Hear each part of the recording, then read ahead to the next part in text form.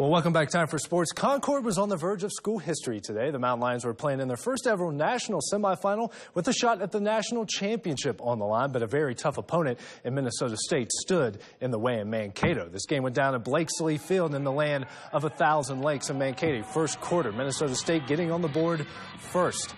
Ricky Lloyd is going to play action. He's going to roll out to his right and find Jeff Burns for the 21-yard score. They get a two-point conversion. Mavericks up 8-0. Still in the first, Lloyd is going to find Kyle Riggett deep down the left side, and he makes the grab for the 20-yard score. It's 15-0 Mavericks. Now second quarter, Minnesota State still rolling. Lloyd, play action, is going to find Connor Thomas, the running back, and he's going to punch it in from 7 yards out. Mavericks rolling at 22-0. But Concord would get things going. Ben Nestor, the Pikeview grad, could be playing in his final game. Nice move, gets to the outside for the 6-yard score, cutting the Mankato lead to 15. But just with 11 seconds left in the first half, Nick Percini is going to keep the ball, roll out, and get into the end zone. They would get another two-point conversion. Mavericks up 30-7 at the half. Now third quarter, Minnesota State's Thomas is going to take the handoff, break a couple tackles, and get into the end zone from 8 yards out. It's a 30-point Maverick lead, and they weren't done yet. Lloyd going to find the tight end Bryce Duncan in the back of the end zone for the 5-yard score. Minnesota State Mankato rolls in this one 47-13. Our Brett Hilbrand was in Mankato and has more as Concord's historical season comes to an end. Yeah, AJ, if you really want to look at the tail of the tape, look no further than Minnesota State's efficiency on third down. 9 of 10 in the opening half on third down, and actually that one play where they didn't convert a first down, they went ahead and got one on fourth down. So they were very efficient on offense. Concord couldn't get stops, couldn't get off the field, and that's really the tail of the tape. It was hard going after that. We couldn't get any stops. We couldn't get any stops the whole day, and we got one stop, I think 5 minutes left in the fourth quarter when they dropped their fourth down pass. So just couldn't make a stop on them all day long. So hats off to them. Unless you get beat up, you can't, learn how to react from it, It's one of those things that us as a group, I'm already thinking about trying to get back to work, and I know some guys in there are too. We feel sorry for not being able to get that win for our seniors because they deserve it, and that's where really we get our motto from.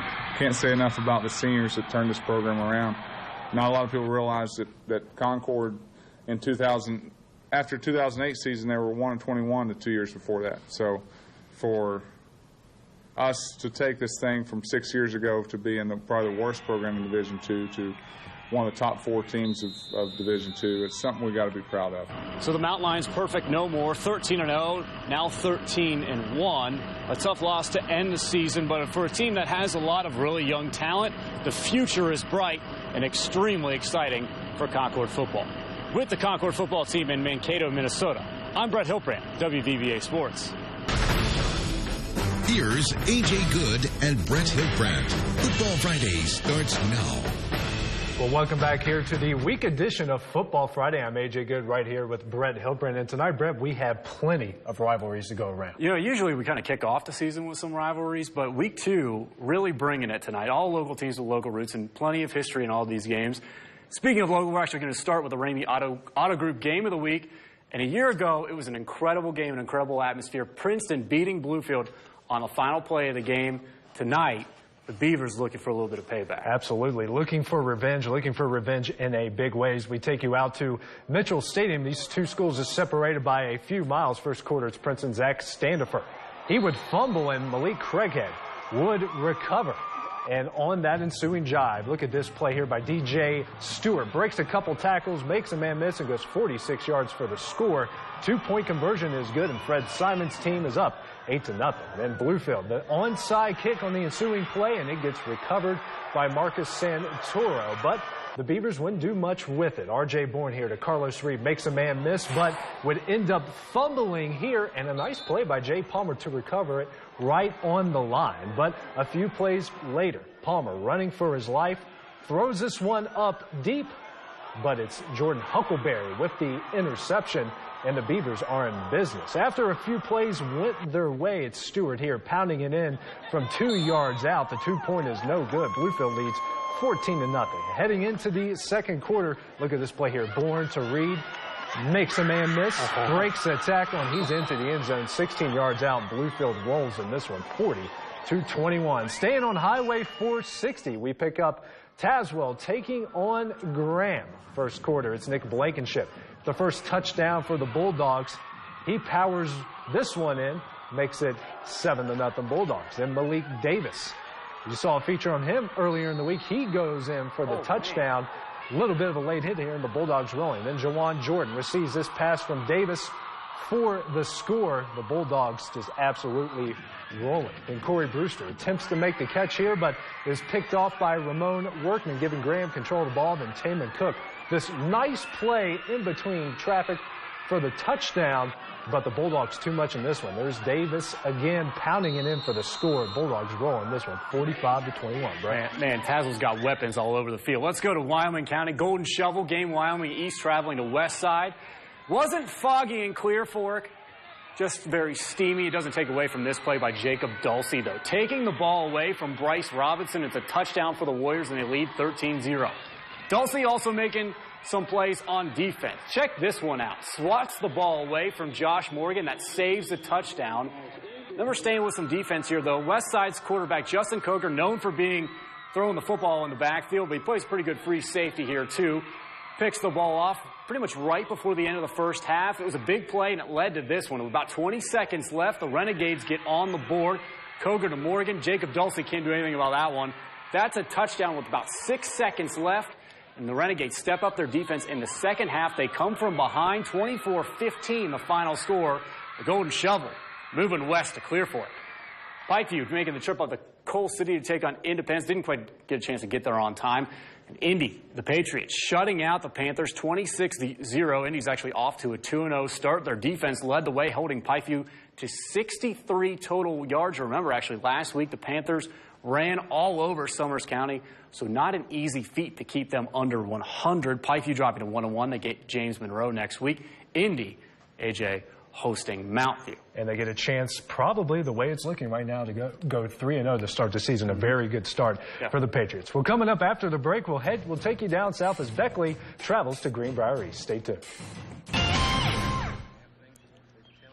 Well, welcome back. Time for sports. It was round 2 of the Greenbrier Classic today. Everybody out celebrating the 4th of July with a very patriotic feel to the place this afternoon. And one man kind of stole the show out here today in the name of Billy Hurley III. Not only did he wow the fans with his play on the course, he also wowed them he also warmed their hearts with his story. Hurley shot a 7-under 63 on the day to take the lead at 9-under. Hurley had 7 birdies and no bogeys on the day. This is the lowest round that the Maryland native has shot all year. The day is a very sweet for the fact that Hurley is a military man. Our Brett Hiltbrand followed Hurley for most of the day and has more. Hi, AJ. Yeah, the leader after the second round of the 2014 Greenbrier Classic is none other than Billy Hurley III. And perhaps it's kind of a fitting way to end the second round here, because Hurley was actually a member of the United States Navy, a graduate of the Naval Academy. And he says getting a chance to take the lead into the clubhouse is an incredible moment here on the 4th of July. Yeah, it's fun. You know, anytime we get to do things to honor our military and, you know, support them and thank them for what they do, it's special. And, you know, it's been fun to do that. You know, almost every tournament kind of has been doing that kind of thing with the flag on one hole or the other. And Billy's one of the greatest guys out here. And he's been a great friend of mine. He was on the Palmer Cup team with me out of college. And it's impressive, a guy that when he turned pro, actually didn't even turn pro, he went to the military and took off 3-4 years of golf, complete 4 or 5 years of golf, and then comes out and gets his game back and gets on tour. I mean, there's a lot to be said about that. So he's just couldn't be a more solid guy. I'm happy for him. He's playing great, and I hope I get to play with him tomorrow. It's been an incredible day for Hurley, but things definitely get a little bit tougher for him and all the other golfers this weekend. If you look back at all the low rounds that we've had so far, Thursday and today, they all came in the first morning flight. Now, as we come to the weekend, everybody's playing later in the day, which means the course firms up and the scores don't go quite as low. AJ, I'll send it back to you. Xander Bailey has never let cystic fibrosis hold him back in soccer or in life. The disease can make breathing difficult, but you never know it. Xander's full go, full time, even when things get tough. Probably just my love for the game and knowing that, you know, this is what I want to do, so I want to be out there playing and competing with other guys. Love of the game took Xander and his family all the way to Seattle. Thanks to the Make-A-Wish Foundation, Xander signed a professional contract with Major League Soccer's Seattle Sounders, getting the chance to meet and train with the players. But Xander's dream was just getting started. 18-year-old Xander Bailey from Bluefield, West Virginia, prepares for the moment of his young life. I really didn't know any of that was going to happen. Like everybody had those 45 signs that said Xander Bailey on them. So it was wild. I was running up the field. I was like, wow. And then I just hit the ball into Brad Friedel, and I was looking around. I was like, wow, there's a lot of people here, and there's a lot of people watching this game. And man, this is what these guys deal with every day, and it's definitely an awesome experience to just be able to do this and be like one of them for a day. Xander started the game next to his hero, Sounders and United States men's national team captain Clint Dempsey. An up-close and personal look at the player he looks up to most. Just seeing how good he is just in person and his first touch and his scoring, like the way we were playing scrimmages, he was just destroying everybody. So, I mean, that was pretty wild. Now back in Bluefield, he's using that tremendous experience to play college soccer and maybe, just maybe, get back to CenturyLink Field. It would definitely be something to be like it's definitely the greatest experience I've ever had in my life. And I hope maybe I can go back out there one day and actually be a Sounder or any play in the MLS anywhere, really. I mean, that's what I want to do.